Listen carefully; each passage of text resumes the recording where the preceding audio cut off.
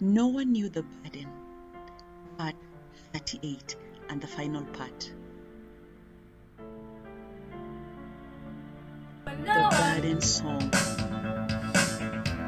No one knew the burden. No one, ooh.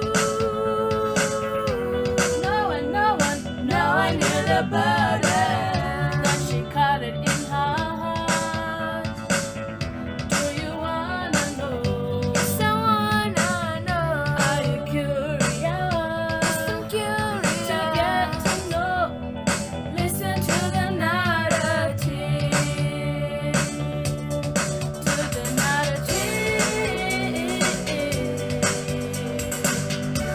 I really wanna know how the story all is going. To get to know, listen to the narrative. Listen to the narrative.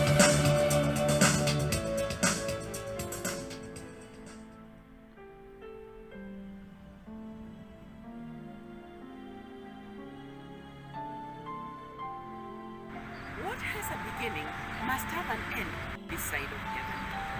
A time came for members of the Ibera family to part to their various residents. Some had to report to their jobs. After all, he who does not work must not eat. Richard had always reminded them to discourage laziness from his generations. It was extremely difficult, especially as mother parted from her daughter who had to fly back to Australia. Malo had left a few days earlier to visit his siblings in Kisumu before he also flew back to his station in Geneva.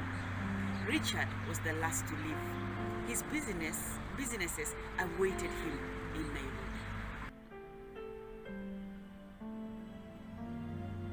Chapter 18. A few weeks later, a meeting was arranged between Richard and Joanne. The pastor wanted to meet them. A lot of activities were taking place in the family, and he wanted to confirm that the healing process was taking place well. Unfortunately, we cannot turn back the clock. Richard wished his mother had lived to see this reunion she had prayed for earnestly. Communication between members of the Ibera family continued. Maximo got to marry his fiancée, who was Dr. Kai's niece. The colorful day full of pomp was celebrated. The highlight of the evening party was the quadrille. Richard and Joanne could be seen welcoming their new daughter-in-law with a lot of love. The newly married couple left for their honeymoon to destination only known to them.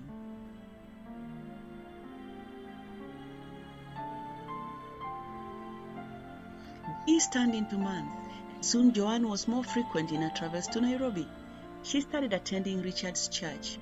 So, soon, she relocated to Nairobi to join her husband permanently. She got someone to manage her businesses under the supervision of their son Maximo, who decided to settle in Mombasa. Richard, I know you're keeping a secret from me. What are you beaming at? Joanne said as she grabbed a note Richard was reading. Oh, when? Why didn't you tell me earlier? He said, feigning annoyance. I did not tell you because I wanted it to be a surprise. With that, he walked into the spare bedroom and came out with a small suitcase. One look inside and Joanne's mouth flew open. We are definitely going, she said. I must renew my passport today. Malo had invited Richard and her to attend his wedding in Geneva. All expenses were paid.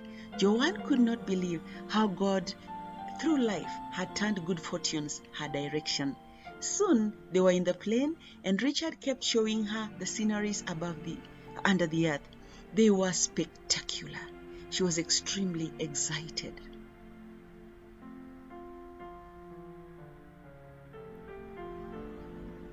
When they reached the airport in Geneva, they were picked up by Betcha and a handsome young man.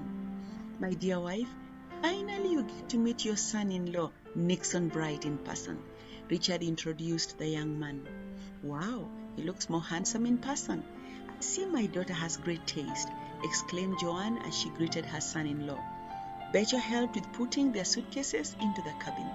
They chatted all the way to Malo's residence. The place was amazing. It was overlooking the sea, and the breeze had a cooling effect. They had their meal and relaxed for the evening. The next day, they celebrated the children's wedding ceremony, which was graced by Marlo's friends and workmates. Marlo's siblings had managed to fly in that morning.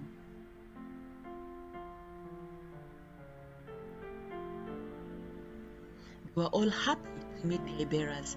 It was a different family reunion altogether.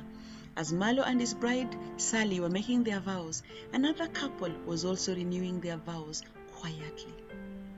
"Joanne, I do recommit to love you as my wife, as long as God lends us breath," Richard whispered. Joanne shyly smiled as her mind took her to another world. That evening, before the newlyweds left for the honeymoon, Richard called his entire family and asked them to recite Psalm 91. Soon, all good things must come to an end. The Ibera generations all returned to their homes. Life had to continue. Richard was busy working on a new project on the computer. Betcha went, took his hands into hers, and looked at him lovingly with teary eyes. She recalled their life story. At around midnight, she stood up, turned on the computer which had shut off, looked at the screen where Nixon had been working all day.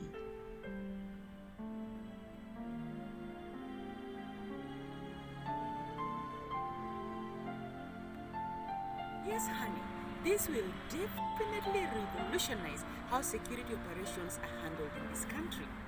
Oh, in the globe, she said, smiling broadly at him. She looked at the work in the computer screen again, held his hands, and looked into his eyes and said tearfully, "God takes the rejected of this world and places them with kings. You are my king. One day I shall write a book about you, but be sure it will not be a hagiography," she laughed. Nixon responded in an affectionate voice, "You are my queen, lovely Betcha."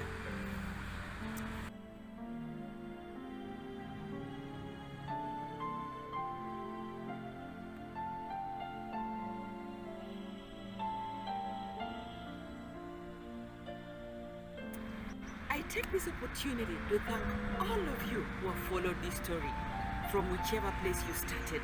Though for more from the beginning, you can go to my YouTube channel, Judith Ogweno. You gave me reason to serve you. You kept me busy. I looked forward to doing this. May God bless you and prosper you in all that you do for His glory. And always remember, Jesus loves you and waits for you to come to Him. As for me, until another story comes by, it's goodbye.